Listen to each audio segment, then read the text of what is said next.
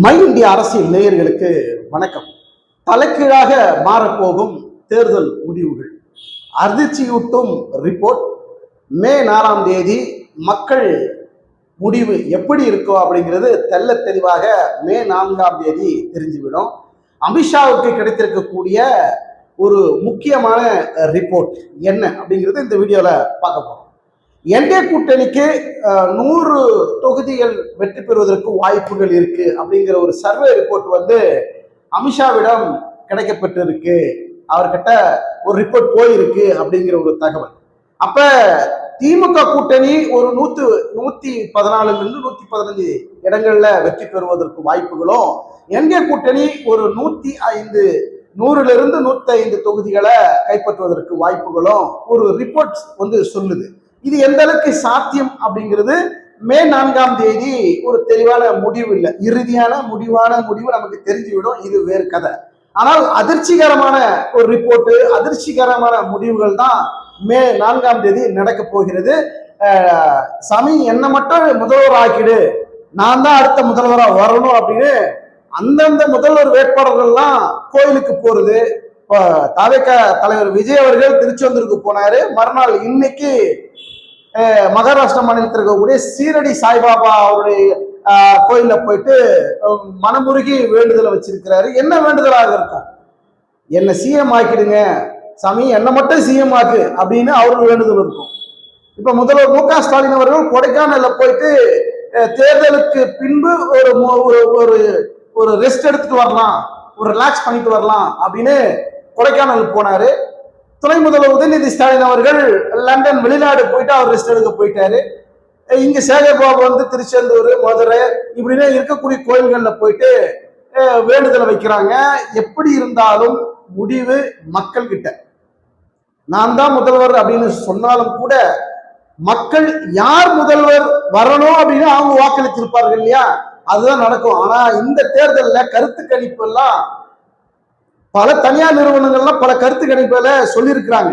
ஆனால் அந்த கருத்து கணிப்பு படிதான் இந்த தேர்தல் முடிவு இருக்குமானா அதற்கு சாத்தியக்கூறுகளே இல்லை. இப்ப நம்ம கூட கடந்த பல வீடியோக்கள்ல என்டிஏ கூட்டணிக்கு சாதகமா இருக்கும், திமுக கூட்டணி 2வது முறையாக மீண்டும் ஆட்சி பிடிக்கும், இவர்களெல்லாம் தள்ளி விட்டுட்டு விஜய் அவர்கள் நிச்சயமா ஆட்சி பிடிச்சிருவாருங்க, அவரு ஒரு மிகப்பெரிய பலமான ஒரு சக்தியாக இளைஞர் படை, பெண்கள் படை, முதல் முறை வாக்கு செலுத்தக்கூடிய முதல் வாக்காளர்கள் பலமெல்லாம் விஜய்க்கு இருக்கு, திமுக அதிமுகவை தவிர்த்து ஓரம் கட்டிட்டு விஜய் அவர்கள் வந்துருவாரு அப்படின்னு பல விமர்சனங்கள், பல கருத்து கணிப்புகள் கடந்த வீடியோக்கள்ல நம்ம கூட பேசியிருக்கிறோம்.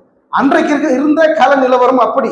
ஆனால் தேர்தல் வாக்குப்பதிவு 23ஆம் தேதி நடந்தது. 23ஆம் தேதி நடந்த பிறகு அப்ப கள நிலவரமே வேற மாதிரியாக மாறிக்கொண்டிருக்கு. இன்றைய தேதிக்கு இந்த முடிவு எப்படி இருக்குங்கிற வரக்கூடிய தகவல் எல்லாம் அதிர்ச்சி ஊட்டக்கூடிய தகவலாக இருக்கு.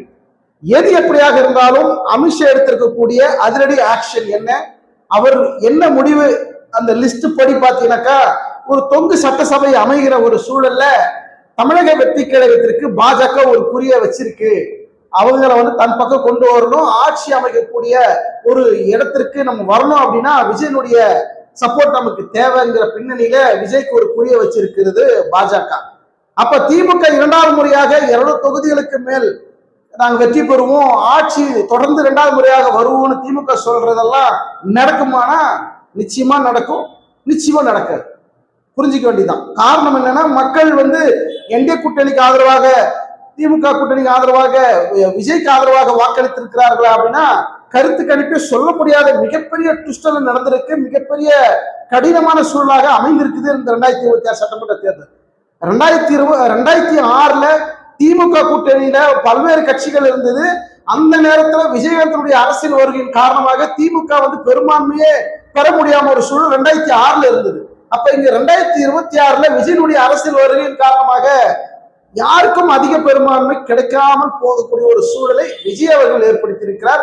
தமிழக வெற்றி கழகம் அப்படிங்கிற ஒரு கட்சி, புதிய கட்சியுடைய தாக்கத்தினால இவர்கள் ஆட்சிக்கு வருவாங்க, இவர்களுக்கு ஆட்சிக்கு வருவாங்க, நாங்க தான் ஆட்சிக்கு வரப்போறோங்கிறது முழுமையான ஒரு நம்பகத்தன்மையான கருத்து கணிப்புகளை சொல்ல முடியாத ஒரு சூழல் இருக்கு.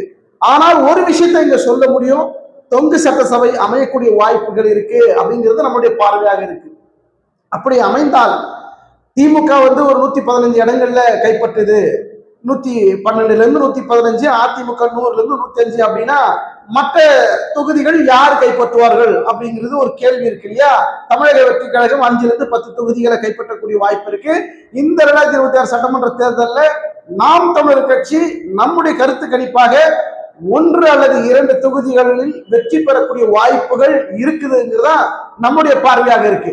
அப்ப அந்த 2 தொகுதிகளும் 1 தொகுதிகளும் அதையும் குறிவைத்திருக்கிறது பாஜக அப்படிங்கிறதும் ஒரு புதிய ரிப்போர்ட்டாக இருக்கு. பொறுத்திருந்து பார்க்கலாம். விஜயனுடைய இந்த அரசியல் வருகையின் காரணமாக ஆண்ட கட்சிகள், ஆண்டு கொண்டிருந்த கட்சிகள் மாறி மாறி 60 ஆண்டு காலம் தமிழ்நாட்டை மாறி ஆண்ட கட்சி தலைவர்களுக்கெல்லாம் ஒரு அதிர்ச்சி ஊட்டக்கூடிய ரிசல்ட்டாகத்தான் 2026 இருக்கும். அதற்கு முக்கிய காரணம் விஜயனுடைய அரசியல் வருகை தான் முக்கிய காரணமாக அமைந்திருக்கிறது. இந்த தேர்தல் யாருக்கு சாதகமான தேர்தலாக அமையுங்கிறது கருத்து கணிப்புல சொல்ல முடியாத ஒரு சிக்கலான சூழல். மே 4 இன்னும் 4 நாட்கள் தான் இருக்கிறது. மே 4ஆம் தேதி 12 மணி மதியம் 12 மணிக்கெல்லாம் அந்த முன்னணி களமில் வரும். வெற்றி வாய்ப்பு யாருக்குங்கிறது பட்டாசு வெடித்து கொளுத்தி கொண்டாடுறாங்கிற ஒரு சூழல் மதியம் 1ல இருந்து 2 மணிக்குள்ள தெரிய வரக்கூடிய ஒரு சூழல் இருக்கும். பொறுத்து பார்க்கலாம்.